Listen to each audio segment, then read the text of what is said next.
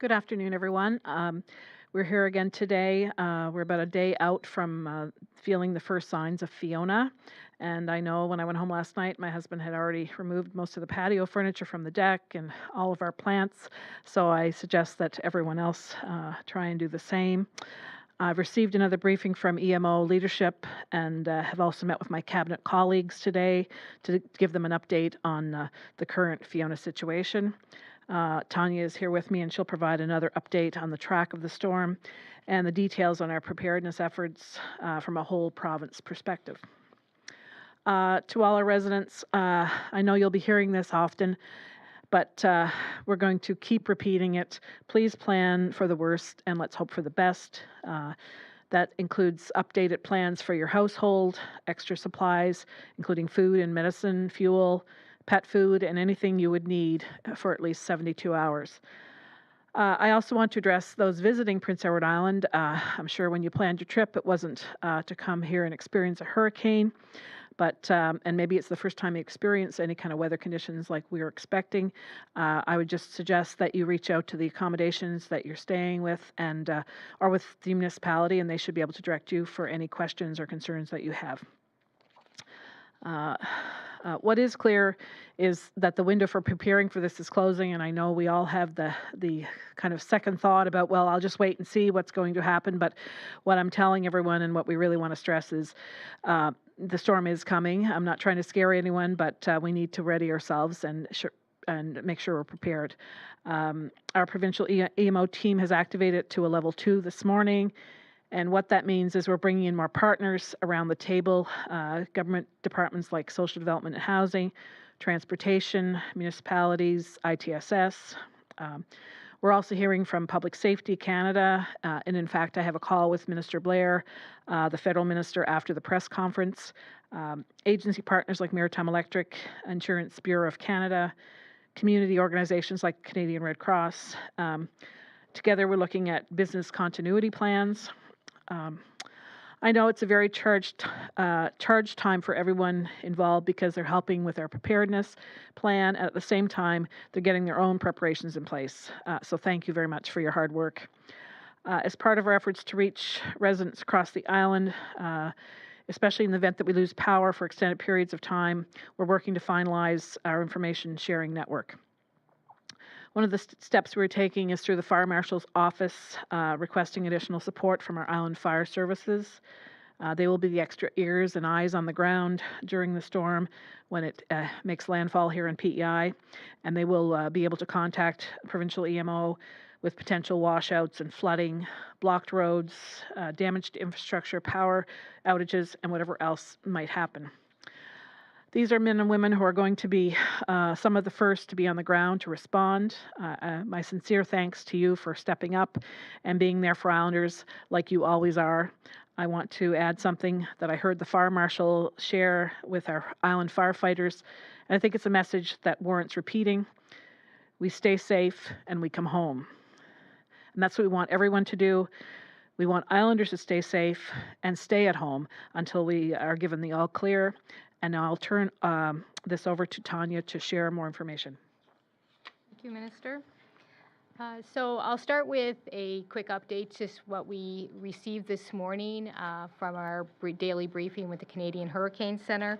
So certainly Fiona is staying on track, although the track kind of is wobbling a little bit, but it is still true to what the forecast is and what we shared yesterday with we will experience the heavy rain, the high winds, and we will kind of feel, I won't say the full force of Fiona, but because one of the key points that they shared is it doesn't make a difference whether or not this storm transitions to a post-tropical storm or it retains as a hurricane. A lot of people will hear post-tropical and think, oh, it's no longer a hurricane, I don't have to worry about it. But the words from there was, it doesn't matter. The storm will be significant. We will feel impacts. So again, that window, as the minister referenced, is shrinking quite significantly. Tomorrow morning when you wake up, you will see rain and wind, That's not quite Fiona yet. We are going to be experiencing a low system that's kind of moving across Canada into Atlantic Canada, and that's actually what's kind of sucking Fiona in over the Maritimes and onto a PEI. So we're going to have rain starting tomorrow morning.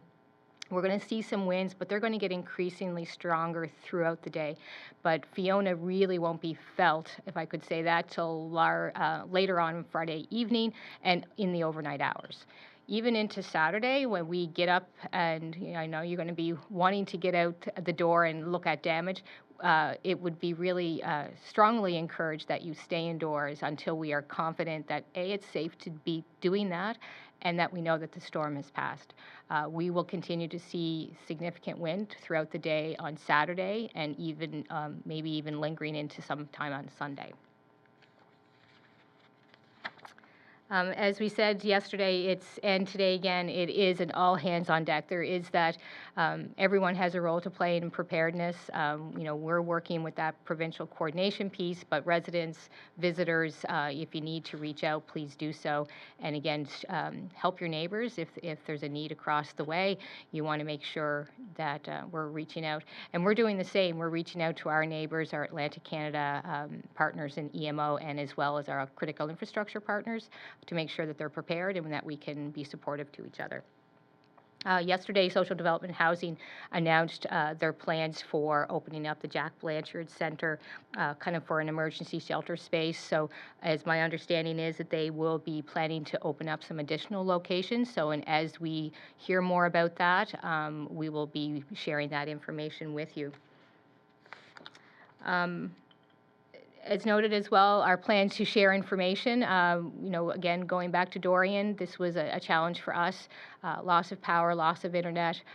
So we want people to be prepared for that. We're going to work all our resources and networks to distribute that information. It might be going through various government locations, fire service, our provincial conservation officers will be additional eyes out in the communities. And then once we have some information to share, we'll be working really hard to make sure that you have that information, regardless of what community you're in, from Tignish to East Point. We'll make sure that you're getting the up-to-date information. Once the storm passes, certainly again, the urge to go outside will beckon you, but if I could ask you just to hold on. One of the concerns that we would have is that emergency response will need to take priority. So if there's debris on the road, they're going to have to be, navigating through that. And if they have additional people on the roads that are, blocking access or becoming more of a barrier to that, we want to make sure that they have primary access to respond to emergencies. So again, if you could resist the urge to go out, we'll be briefing, I presume, on Saturday, so we can provide you an update in the afternoon post Fiona's arrival. So I guess be patient with us, let people respond to the emergency needs, and stay safe indoors. Damage assessment will certainly take some time. It's going to be difficult, again, to access certain places, and we'll need to reach out to many of our partners to kind of glean what information they have and the reports. So it will take a few days, likely, to even get the first ideas on what kind of damage assessment and damage reports that we'll be looking at, and what the following days will look like. So as noted, we'll be doing some regular updates. We'll be coming back here again tomorrow, and then Saturday, and then we'll kind of gauge where we need to go and how often, based on what that the scope of damage would be. I think that's all I have. I'm happy to take some questions. Hi, it's Cody with CBC PEI. What's your single biggest concern about the storm that's coming? I said yesterday, I think the uncertainty, but I think now the certainty is starting to get narrowed in a little bit. Storm surge is certainly going to be significant. The words that they were using with Canadian Hurricane Center is historic storm surge. So flooding that we have not seen, and nor can we measure against.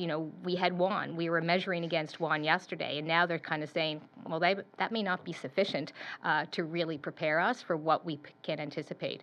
So again, to Minister's point, is we got to prepare for the worst and just hope that the best will be experienced. Okay. So on that historic note you just said, and the storm surges that are happening, that could happen, are there any particular areas that you're looking at, anything specific around the province, like coastal areas or roads? Right now, they're suggesting the north side would be more vulnerable because of the direction of the wind. So not only are you going to have the north wind coming up against the coastline, but you're going to have all the storm kind of churning up the water and waves. So we're going to have pressure of the water up against the shore on top of the waves, on top of all the wind, and constant for up to 8, 10, 12 hours. So that is going to cause erosion and damage to any property around those coastal areas. We could still have storm surge impacts on the south side of the province and on the east and west sides, coast, but most significantly, they're suggesting the north side at this point. Gotcha. So on shelters, there's people that are going to temporary shelters in Charlottetown as well as Summerside. They have all sorts of property with them, bicycles, it could be tents, backpacks, whatever it is. Where can they store all that? What are they doing with that stuff? I would have to direct you to social development and housing. I'm assuming that they're making plans and considerations for that. I'm not familiar with what their plans are to that detail. Okay. Did I hear you correctly that there are other temporary shelter locations that are being talked about? That's what social development housing has I think they have messaged that out, that they're considering opening additional ones, but we haven't been provided that detail, but we will when they announce that. Okay, so you're not sure if it would be in the capital or outside in other regions? Absolutely. Don't Okay. know. I think that's all my questions. Just the last one. What was done in advance of today? Preventative measures that took place maybe in the middle of this week earlier? A lot of the work that we do is reaching out to all those agencies, government departments, organizations, businesses, municipalities, and encourage them to make sure that their plans are up to date, testing generators, topping up fuel. I spoke to the city of Charlottetown earlier today and asked, I'm assuming that they're doing manhole covers, making sure all the leaf and debris around manholes to ensure all that is cleaned up and able for water to flow. Generators are topped up, tested, all those kind of preparedness activities that they have within all their municipal plans and our government plans as well, is just kind of making sure that it's still valid. Even in our shop, we were updating computers, making sure all the Windows updates went through so that we wouldn't get lagged behind when we go to plug everything in. Yeah. So I guess final question for me, sorry, would be either of you. What do you have to say to people who are suffering from homelessness or experiencing homelessness around the province, and what they're looking forward to in this storm that's coming? I'll take that question. I would say to reach out to social development and housing, reach out to the province, and voice their concerns and what their needs are, and the department would be more than happy to help them with that. Great. Thank you. Yeah. Thank you. So our meteorologists are forecasting as high as 140 kilometer per hour winds. Charlottetown's a city of trees. What can we expect that to look like? Trees will come down.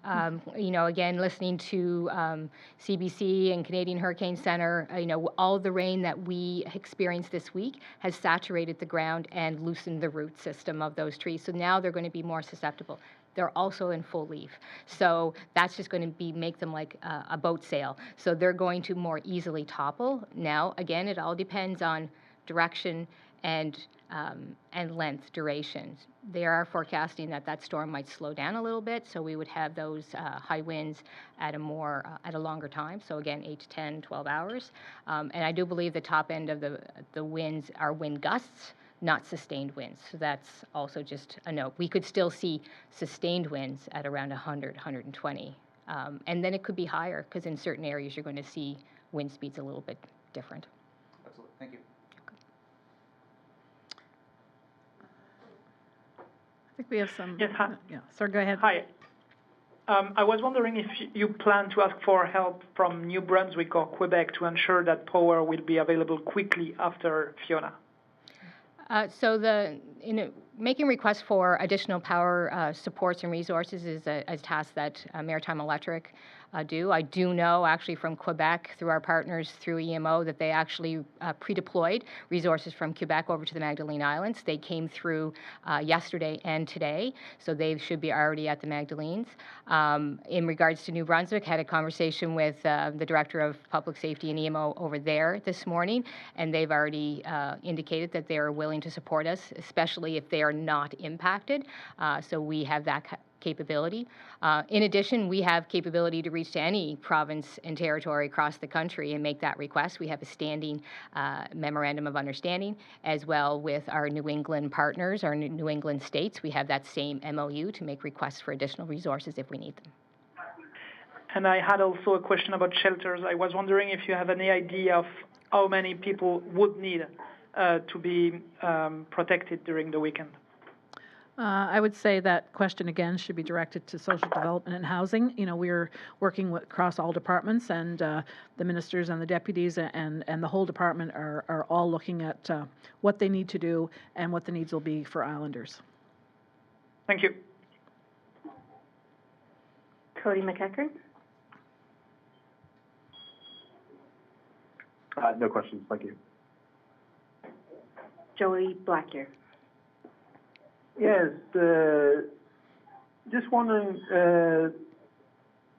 with this hurricane, what kind of impact will this have on our Islanders on PEI?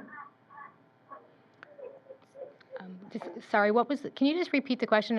Impact on what? Islanders. On Islanders. So again, I think, you know, Islanders. am I catching the right word? Yeah. Sorry, I want to make sure I have the right word. If you're asking the question is what kind of impacts we could experience, is that correct? I'm asking, like what kind of impacts this will have on Islanders on PEI. Okay, sure. So I think with the high winds and rain, storm surge, what we are anticipating is coastal flooding, coastal erosion as well from storm surge, heavy rain, you know, individuals' properties. You could imagine that if you are in a low-lying area, you could potentially have water in your basement. So, you know, checking on your sump pumps would be important. Power outage will probably be the most specific and significant one that we will know will happen. And as a result of power outages, you may lose access to your cell phone, to internet as well, and then there's going to be the impacts to businesses that may not be able to provide services because they may not have power either. So it will have broad and quite extensive impacts to all Islanders, and again, that's why we're encouraging folks to make sure you're well prepared in advance of that. And my second question is, what kind of impacts will this hurricane have on yacht clubs on PEI?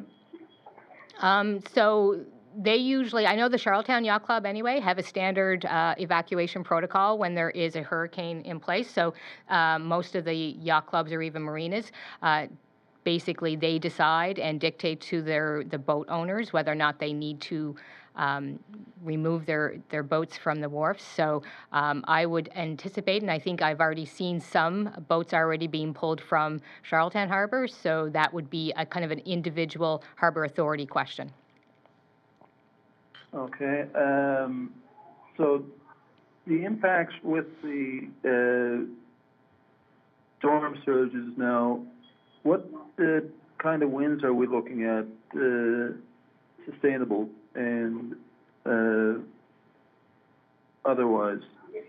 So right now what they're saying is a range of anywhere from 100-kilometer winds up to 140, and that will be different at different points of the province depending on how far or close they are to that center of that track.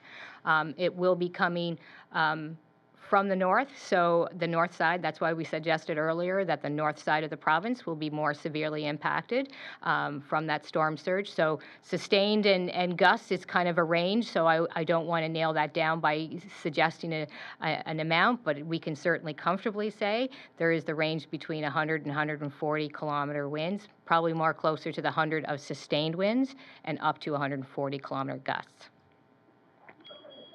And along with that, I guess, what can anyone with a physical challenge have? Can they do, like, how could the media, like myself or any other outlet, keep up to date on the hurricane with or without power. It's one I had myself. Absolutely. So one of the things that we suggest, to have in your your emergency kit, would be a battery-operated radio so that you could receive or listen to updates in the event of a power outage. We are working pretty closely with our media folks as we are here today to make sure that they'll be receiving information on a regular basis so that they can then be reporting on that information as well. So as reception centers are opened or municipalities are looking to share information, we'll be filtering that to the media so that radio stations can be playing it. We know whether or not you have, again, the key point would to make sure that you have a radio that can operate with batteries so that you can listen to that. Alternatively, the other option is that if you have a vehicle, you can always get in your vehicle and listen to the radio that way, making sure that you obviously are parking on outside and not running it indoors. But that is always an alternative option. And additionally, I could say is make sure you have connection with kind of a support network, somebody that you can call or reach to or will check on you so that if you are without power, that you are, someone's going to check on you if they haven't heard from you and can share that information with you. And what else was it? Now, with that, I'm just wondering now, are you looking at sending out, say, text messaging? That would be a question for comms. We typically use some of our social media posts, not necessarily text messaging, because we would need to have people's cell phone numbers in order to do that. But we will be putting out tweets and Facebook. So if you follow public safety on Twitter and Facebook, you will get those messages. Okay, that's because I'm actually with, like I said, Eye-Opening Views, and we have a online news blog that I usually write for. So if you'd like, I could send that link to you, Tanya, if you'd like me to send it. I would suggest send it to our communication folks that would have reached out to you today in regards to setting up inviting you to this, so they would have that so they can make sure that you're well linked. Okay. Thank you very much. You're welcome. Thank you very much, everyone. We'll be back again tomorrow with more updates, and thank you for listening, and just remember, be as prepared as you possibly can. Thank you.